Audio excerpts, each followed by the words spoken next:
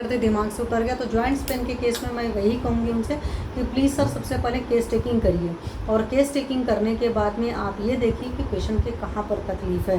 ठीक है, दीपन पाचन अनुलोमन के लेवल पर जहाँ पर भी तकलीफ़ है आपको दीपन पाचन अनुलोमन करना पड़ेगा। जॉइंट्स पेन के केस में आपको कुछ लोकल थेरेपीज़ करानी पड़ेंगी और साथ में पंचकर्म भी करने की ज़रूरत पड़ती है। लोकल पंचकर्म भी कर सकते हो और सिस्टेमिक पंचकर्म भी करा सकते हो।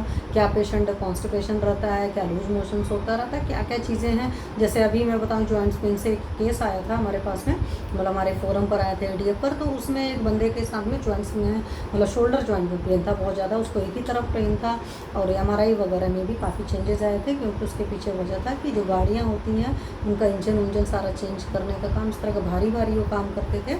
तो वहाँ पर काफ़ी टीयर वगैरह हर चीज़ें था, एवीएन जैसी कंडीशन थी, वेस्कुलर नेक्रोसिस जैसी। ठीक है, तो ये सब जो कंडीशन थी, तो वहाँ पर क्या होता है कि प्रॉपर एक तो रेस्ट देना होता है। वैसे भी किसी भी जॉइंट्स के केस में, खास करके टीयर वगैरह का केस है, इंजरी वगैरह का केस है, तो उन सारे केसेस में आपको पता है कि हमें एक तो रेस्ट देना होता है, हमें अपनी डाइजेस्टिव फायर को इम्प्रूव करना होता है, और फिर उसके हिसाब से मेडिसिन होती हैं। तो पर्टिकुलर आपका कोई केस है तो आप मुझे पर्टिकुलर मेरे नंबर पर व्हाट्सअप कर सकते हैं, अदरवाइज़ पेशेंट की क्वेरी यहाँ पर भी छोड़ सकते हैं। जितना मुझे आता है उतना मैं प्रोवाइड करने की पूरी कोशिश करूँगी। ठीक है, और आप आयुर्वेद के हिसाब से चलेंगे तो पेशेंट बहुत जल्दी ठीक हो जाएगा। साथ में ये है कि घुटने की एक लपेट है, वो मैंने, अगर घुटने की किसी को प्रॉब्लम है तो घुटने की लपेट कर सकते हो, सिकाई कर सकते हो। मैंने पिछली बार भी बताया था, इस बार भी मैं अगेन रिपीट कर रही हूँ। आप बालू से भी सिकाई कर सकते हो, आप अजवाइन नमक से सिकाई कर सकते हो, अकेले नमक की पोटली बनाकर सिकाई कर सकते हो, नमक पानी से सिकाई कर सकते हो। याद है मैंने सॉल्ट का सेशन लिया था तो मैंने आप लोग को ये सारी चीज़ें भी शेयर करी थी।